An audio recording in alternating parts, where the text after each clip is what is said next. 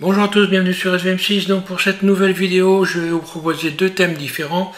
On va parler des raccourcis clavier en ce qui concerne le menu ajouter, donc ajouter une sphère, un cube, enfin etc.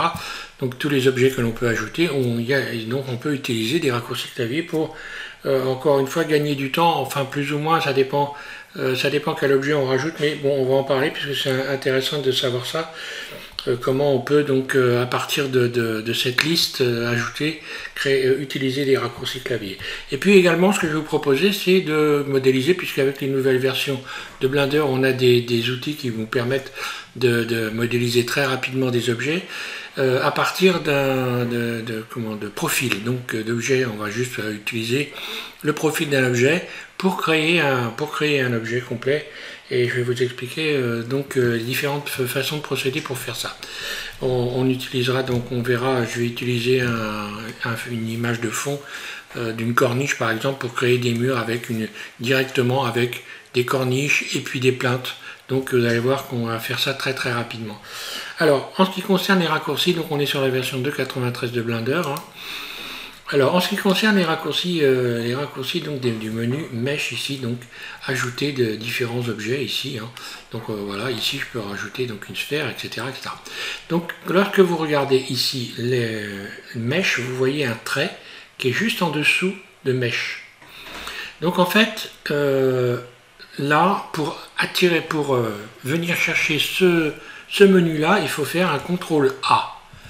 Donc si je fais un CTRL A, puis ensuite je clique sur M, puisque là le M de Mesh est souligné, donc M, puis ensuite par exemple ici je vois que à plan il y a P, et bien je vais attirer un plan directement dans l'interface, dans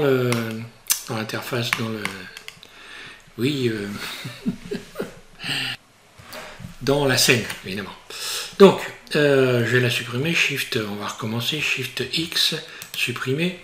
Je retourne ici, si je fais donc Shift A, puis par exemple ici je veux un texte, eh bien on voit que Shift A plus un X, puisque là un texte, sous le X il y a un petit bâton. Eh bien si je fais X, hop, j'attire directement un texte. Shift X, je supprime, Shift A X, j'ai le texte, R X90, je tape mon texte directement, etc. Alors ensuite on continue, Shift X, je supprime le texte.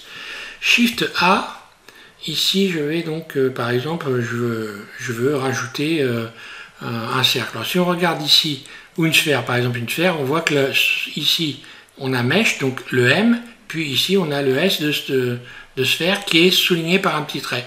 Ce qui veut dire que si je fais Shift A, MS, je vais avoir une sphère. Shift A, MS. Oups là, pas MS, voilà. Et là, j'ai une sphère. Directement. Shift A, donc Shift X, je supprime. Voilà.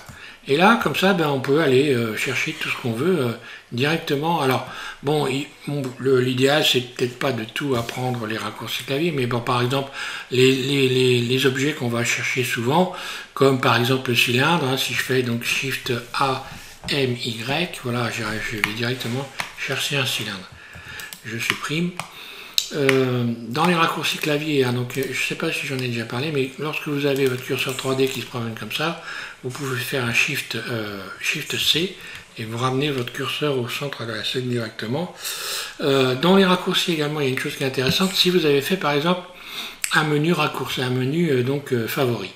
Donc un menu favori, c'est pareil. Si on regarde ici dans les favoris, ici on voit que sous les lettres, par exemple ici, il y a donc des petits traits aussi également. Donc par exemple ici, si je rajoute un objet, j'en sais rien, moi je vais faire Shift A P par exemple, voilà. Shift A MP, pardon, Shift A MP, voilà, j'ai un plan. Si je vais dans mon menu favori, je clique sur la lettre K, et ici par exemple, si je veux rajouter une caméra, eh bien je vais faire pareil, par contre je vais utiliser la lettre K, la lettre Q, pardon. Le Q, donc je vais faire un Q, donc voilà, si je fais Q ici, Q et j'ai dit quoi? J'ai dit que j'allais rajouter une caméra. QR, donc QR ça me donne rajouter une caméra. QR. Et voilà, j'ai la caméra G. Voilà. Donc ça fait gagner du temps dans le sens où on n'est pas obligé de fouiner ici, de perdre son... Bon, avec l'habitude, on va très vite aussi, hein, mais bon, ça peut être intéressant pour certaines personnes qui utilisent très souvent les mêmes objets, d'utiliser ces raccourcis clavier. Maintenant, bon, voilà, donc je rappelle que là, ici, par exemple, si je veux aller chercher une image, par exemple, on voit que dans l'image, le I ici est souligné. Donc si je fais un Alt, un Shift A, I, et puis R pour la référence, hein, une image de référence par exemple, donc Shift A, I, R, voilà, donc ça m'ouvre cette fenêtre là, je vais pouvoir aller chercher mon image de référence. Donc là ici sur le bureau par exemple ici, je vais charger cette image là, voilà. D'ailleurs on va se servir de cette image là pour par la suite développer la modélisation à partir de profils. Donc ici l'image, ici il faut se rappeler une chose, hein, c'est quand elle est trop éclairée comme ça, on voit rien du tout quasiment, et il n'est pas inintéressant d'aller modifier ici un clic gauche, gauche, et de baisser l'opacité. Voilà. Eh bien ça tombe bien, puisque bon bah voilà, je pense que pour les raccourcis après chacun fait comme il veut, hein. Je vais partir maintenant sur la modélisation à partir de profil. Je me mets en vue 1, donc bah, ça tombe bien, je vais aller chercher cette image de référence. Puis on va faire un mur avec une corniche directement, une corniche et des plaintes. Alors ici je vais positionner mon image en faisant G sur le curseur 3D ici, en partant de là par exemple, je vais partir de cet endroit là pour venir modéliser le profil de cette corniche. C'est une corniche pour les plafonds. Je vais ajouter, donc, puisque mon curseur 3D est à cet endroit-là, je vais rajouter un vertice. Donc pour ajouter un vertice, on fait tout simplement Shift A, MVA, Shift A, MVA. Et là, ça passe directement en mode Edit. Voilà, il faut ici cocher le vertice qui est là, hein, le mode vertice. Et à partir de là, si je vais par exemple ici dans Extruder, j'appuie en continu à gauche ici et je viens faire glisser mon curseur sur Extrude to Cursor. Ce qui veut dire que je vais, en déplaçant le curseur, donc en faisant des clics gauche, je vais créer un modèle. Je fais un clic gauche, puis ici un clic gauche, et là directement je fais plein de clics gauche et je vais aller m'amuser comme ceci à suivre. Voilà, donc directement très rapidement j'arrive à faire un profil de cet objet, voilà, en faisant des clics gauche là. Donc là j'ai un profil, si je fais A, on voit bien, voilà ce que ça donne. Là j'ai mon profil. Bah, il est droit, ça va, l'image était un peu de travers. J'ai dû l'ajouter quand j'étais pas dans une vue axée. Donc ça aussi il faut faire attention à ça. Donc c'est pas grave, on se met donc, je me remets en vue 1, voilà. Donc mon image, j'en ai plus besoin. Maintenant par exemple, je vais la cacher. Vous allez voir qu'on va s'amuser à faire des murs de manière très rapide. Donc mon image de fond, je la cache, voilà. Ici, je peux sélectionner ce vertice-là. Et puis là, encore une fois, je vais pouvoir continuer mon profil. Voilà. Continuer mon profil ici, par exemple, en faisant un clic, on va dire par là, là. Donc là, j'ai tracé, j'ai fait créer une arête, on la voit ici, hein, là. Je me remets en vue 1.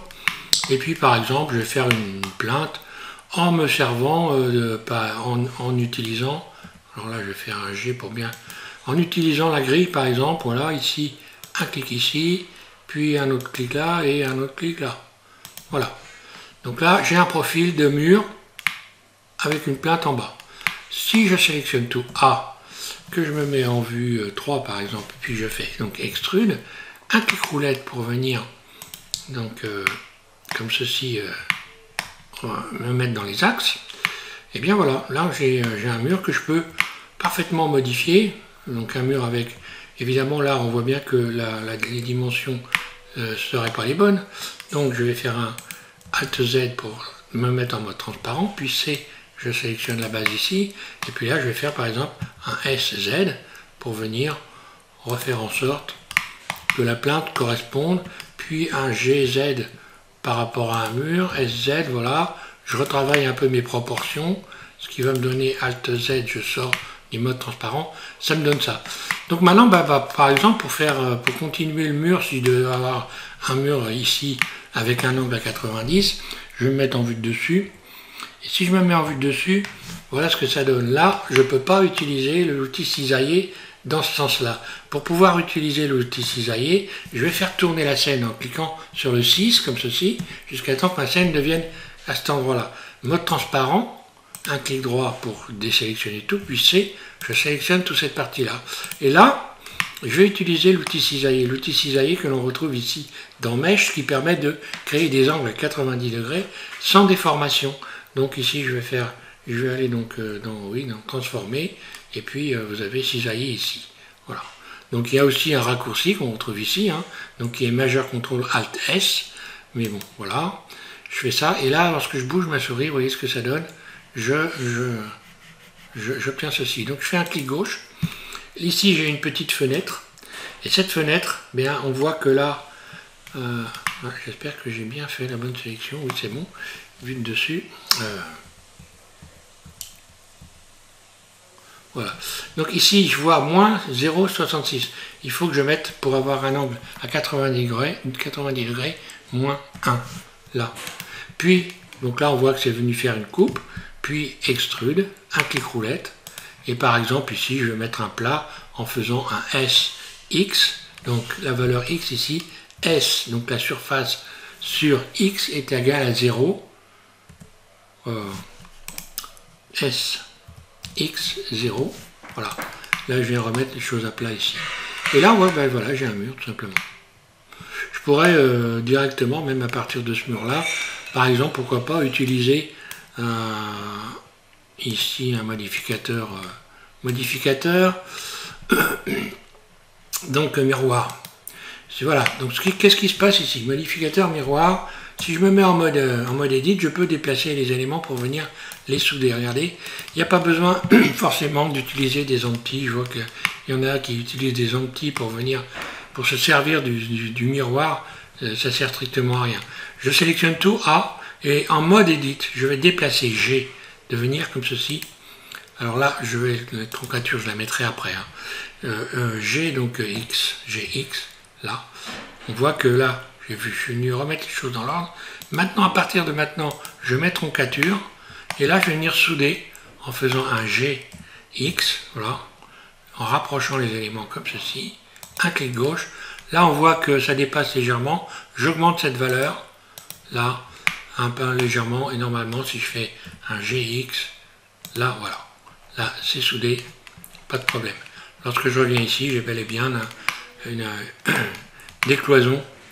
Voilà, que je peux refermer par la suite en allant sélectionner, par exemple, en mode arrête ici. Hein. Je vais me mettre, voilà, qu'on voit bien là. Donc maintenant, l'effet de miroir, je peux l'appliquer, donc en mode objet. Hein. Mode objet, appliqué. Je vais sortir du mode transparent ici, voilà. Mode edit, et puis pour fermer les éléments, je peux sélectionner les arêtes, donc à partir d'ici. Hein. Ou alors augmenter, enfin oui, à partir d'ici je peux fermer là. Si je sélectionne tout le tour, je fais F et voilà. Hein.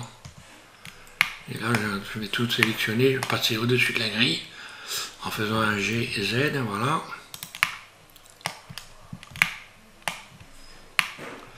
Et voilà comment on peut faire. Alors maintenant on va voir autre chose. Des objets qui par exemple pouvaient paraître compliqués à modéliser, comme de la vaisselle, hein, je vais supprimer ça, toujours à partir d'un profil. Donc on va repartir sur un profil, je me mets en vue 1, et là encore une fois, je vais ajouter un vertice. Donc pour ajouter un vertice, je rappelle qu'il faut faire Shift A, MVA, Shift A, MVA, et donc MVA, je recommence, Shift A, MVA,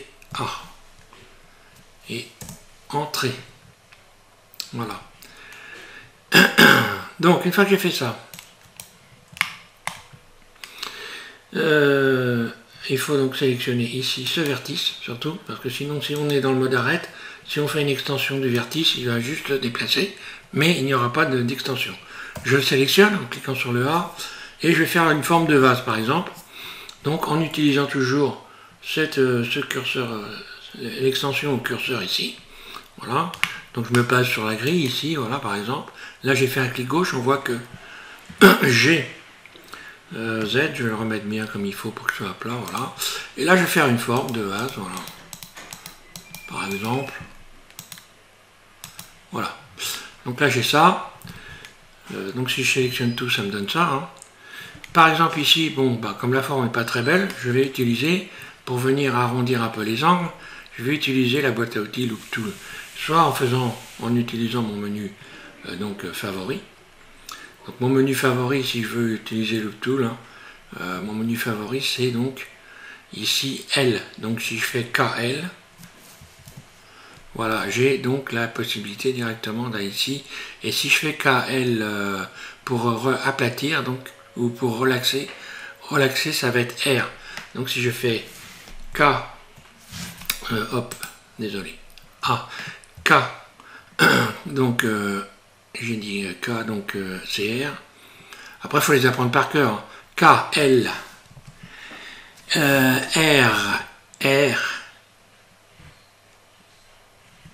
Relaxer, on voit ici, voilà. C'est apparu ici. Voilà, je peux relâcher plusieurs fois ici. On va dire 5 fois, voilà. J'ai cette forme-là qui est propre à peu près. Celui-là, je vais l'abaisser un peu. GZ, voilà. Je me mets en vue de dessus, 7. Je sélectionne tout ici, donc on va voir. Voilà, si je me remets, si j'appuie sur le point de mon pavé numérique pour venir recentrer ma scène ici, pour venir retrouver le zoom ici. Si vous appuyez sur le point, vous allez zoomer. D'ailleurs, on va parler du zoom très rapidement parce qu'il y a des choses intéressantes aussi pour le zoom, pour ceux qui ne connaissent pas. Et puis là, si je fais Alt E, je peux utiliser faire tourner. Faire tourner, ça me fait donc tourner les éléments ici. À partir du moment où je mets auto-merge, tous les éléments se sont soudés. Ici, si je modifie les étapes, eh bien, je rajoute des boucles. Hein, voilà. Par exemple, et là, voilà, on voit que tout de suite, j'ai obtenu ça. Donc là, bah, je pourrais par exemple utiliser, non pas ça, mais utiliser, voilà, rajouter une subdivision de surface, par exemple, pour venir lisser un peu tout ça. Subdivision de surface, là. Voilà, donc une fois ou deux. Sans exagération, parce qu'après, ça fait du poids. Hein. Et puis, donc, en mode objet, je vais lisser l'objet. Voilà. Et puis là, je vais venir un petit peu peaufiner mon objet. Donc ici, par exemple, je peux faire en faisant C ici, vue 1, extrude, je vais faire un petit pied, donc extrude, un clic, voilà, extrude directement, une première fois, extrude une deuxième fois, puis je vais faire I pour faire une face interne, venir mettre les choses à plat ici, puis je vais faire un Alt E pour venir extruder le long des normales ici, voilà, comme ça je creuse un peu. Donc là ce qu'on voit ici, c'est que ce petit point qu'on voit là, c'est simplement parce qu'il y a un entassement de vertices ici et qu'il y a des doublons. Donc je sélectionne tout, je vais faire M et by distance. Et là, on va voir que bah, voilà, il y a encore ici un vertice. Il y a un vertice qui reste ici, qui est en trop. Donc je vais me remettre, alors là il y a plus que... Là, je vais me remettre en mode vertice. Et ce vertice-là, je vais le supprimer. D'ailleurs, je sais pas, supprimer X vertice. Voilà, bon, bah là, ce qui s'est passé, il y a peut-être un trou là, je sais pas. Genre, le mieux, c'est quand on a ce genre de problème, c'est d'aller fusionner carrément tous les éléments en mode transparent. Ici, je me mets en mode transparent. Puis, un clic droit, je désélectionne tout. Ici, je sélectionne tout ça et je vais faire M, fusionner au centre. Fusionner au centre. Là. Voilà. Et là, normalement, voilà, je n'ai plus ce problème. Par contre, je ne peux plus rajouter de boucles non plus. On voit que voilà, si je veux rajouter des boucles, ça ne rajoute que des vertices. Alors, ensuite, il y a une chose qui est intéressante maintenant pour faire une anse, donc un pot par exemple, ici. Je vais mettre en vue 3, je clique sur le...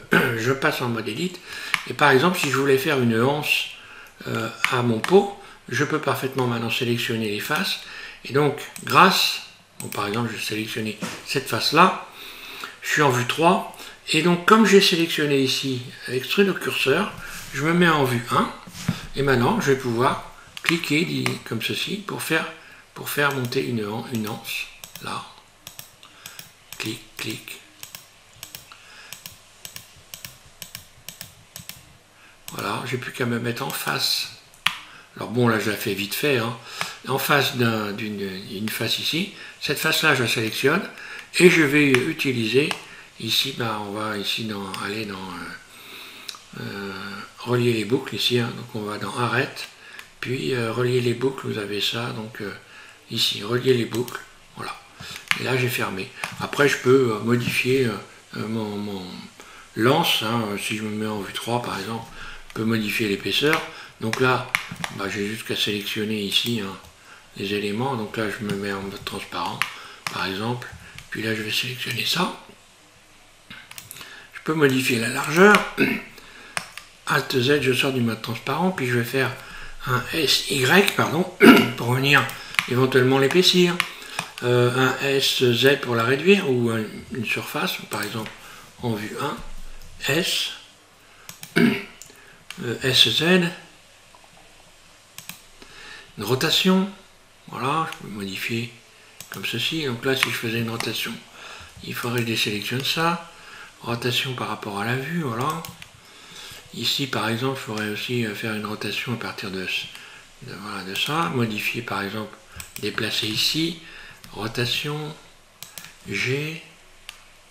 Puis modifier la forme. Voilà, après, c'est... voilà.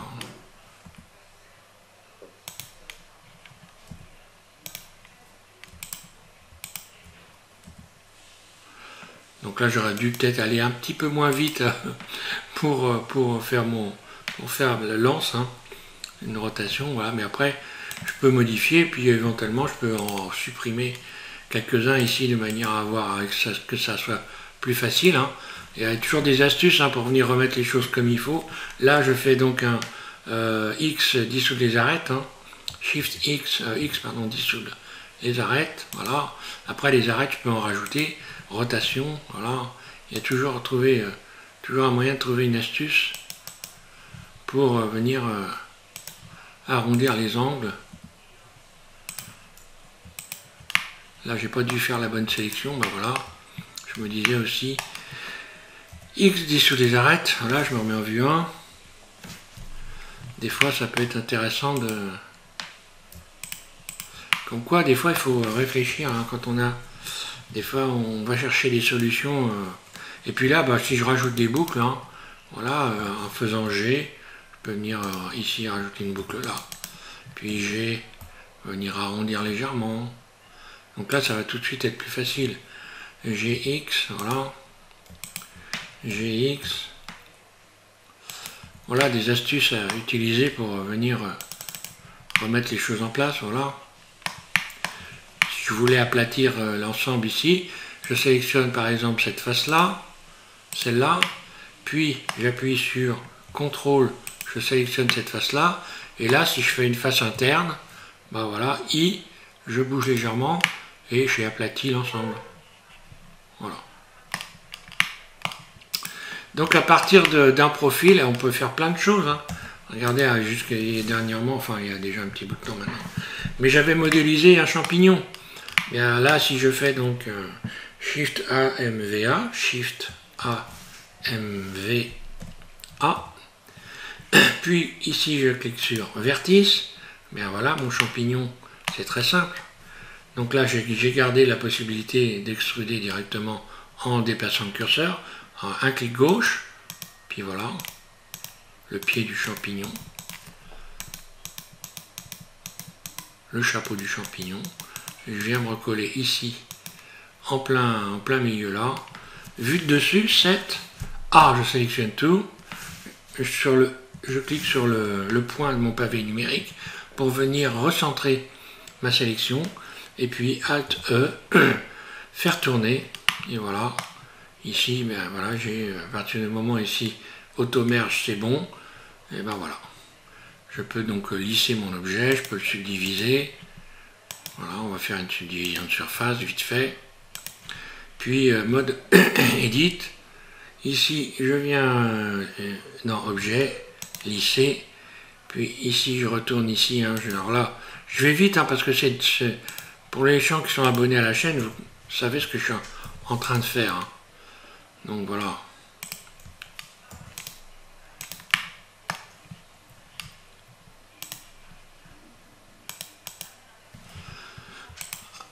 Mode face,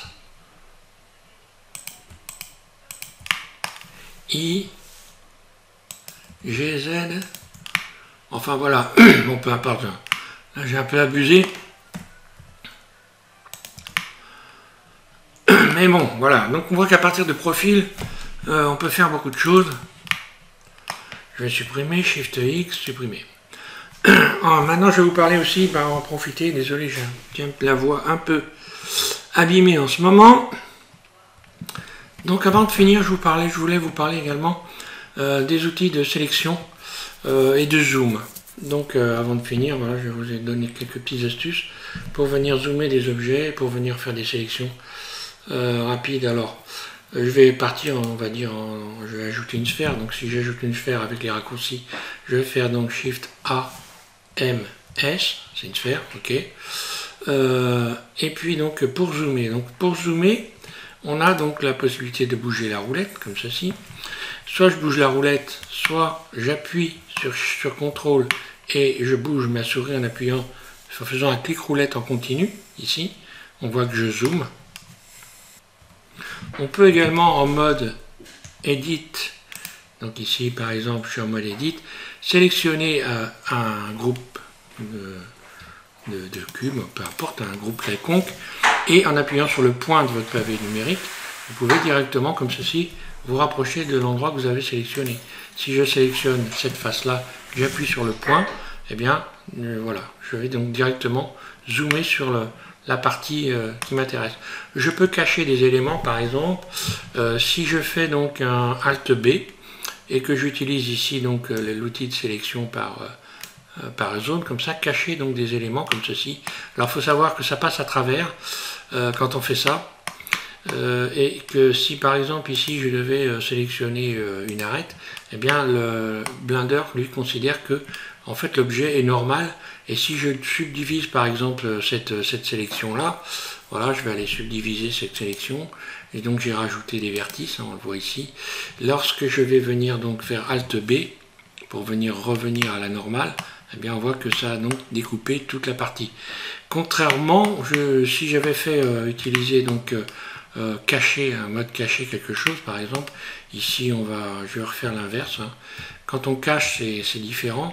Par exemple, si je fais une sélection ici, C, cette sélection-là, en mode face ici, hein, je sélectionne les faces, donc 3 au-dessus de AZERTY, je sélectionne ces faces-là. Je vais inverser par exemple la sélection de ces faces-là, en faisant donc un CTRL I, là, puis H pour cacher.